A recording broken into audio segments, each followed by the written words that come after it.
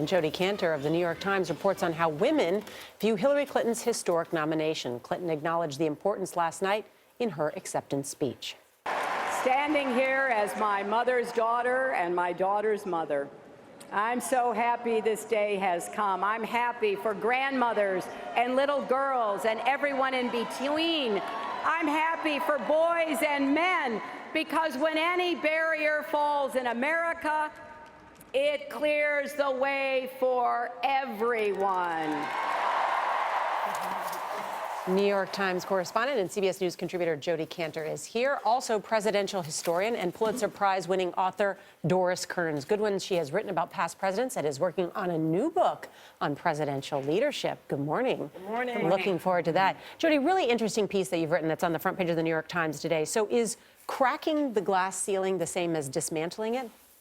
That is the question. And would President Hillary Clinton be kind of reenacting all of these familiar gender dynamics we've seen a million times before, or would she be able to change them just by showing up to work every day? You talked to women who said that it would influence their lives and their thinking. That's the hope and the wish. We talked to women all across the country this week, and they have this ineffable sense that a first female presidency would be a force in their own lives, that it would change their workplaces or cause them to act and think about themselves differently.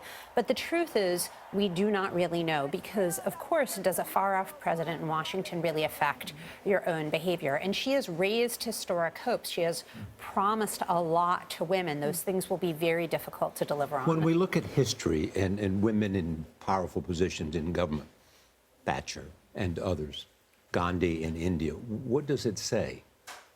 Well, I think there was often a disconnect between what those women experienced and the general population did. Think of the difference between Indira Gandhi, a prime minister, and the amount of power and agency that most Indian women had. Things are a little bit different with Clinton, though, because she would be coming into office. Let's stipulate that there is a very hard-fought election to come and to finish.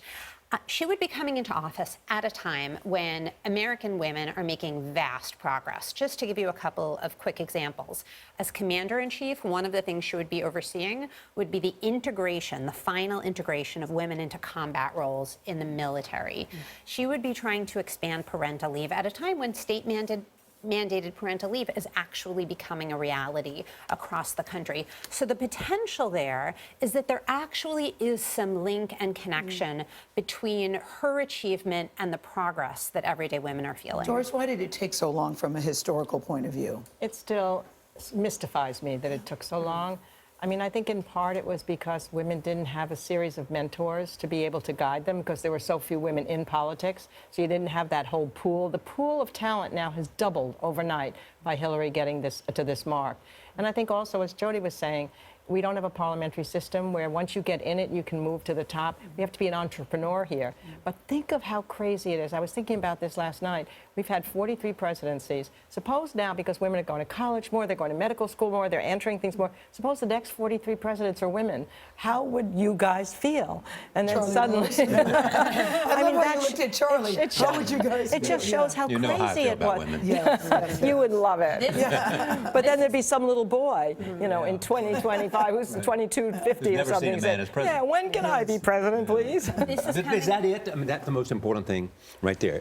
So everybody knows that they can be whatever they want to be. I think so, and you do need role models for that. I remember when I was in college and I read Barbara Tuchman's Guns of August, this incredible book by a female historian. I thought, there weren't many at the time. I thought, my God, if she can do it, maybe I can. It's not abstract to say that. Yeah. You learn from the people around you. So in politics, the highest, the most free world leader may perhaps be a woman now. I think it's big. It is historic. And it's a forward motion of history, too. I mean, we will have someone who has already, out as a gay American, become a gay president. I mean, we may very well have had gay president, but we didn't know.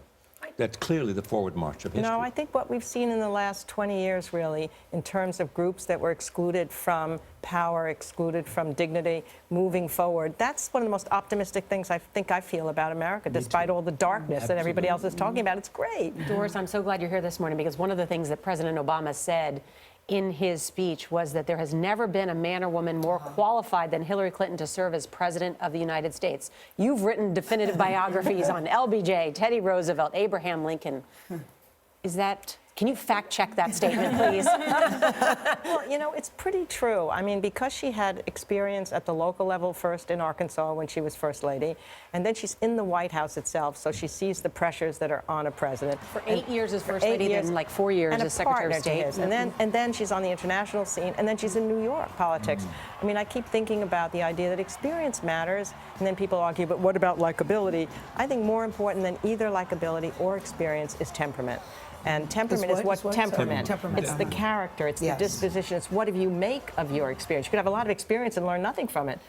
Bob Gates says, who's known lots of presidents, says the most important quality the best presidents have is temperament. I couldn't agree more. When FDR was interviewed by Oliver Wendell Holmes when he was like 92, the Supreme Court Justice, and he came out saying, well, he's got a second-rate intellect, but a first-rate temperament. And temperament is it. It means that was the attitude he took toward the Depression. Compared to the Trump convention where everything was so dark, the theme is happy days are here again in the middle of 1932. Before you leave, Doris, share with us, what's your dancing move, your dancing technique? That was on full display with Stephen Colbert. What did they know that we don't know? Yes, yeah. What is it? I must say that I don't know what I'm going to do. Look at you. Oh, God.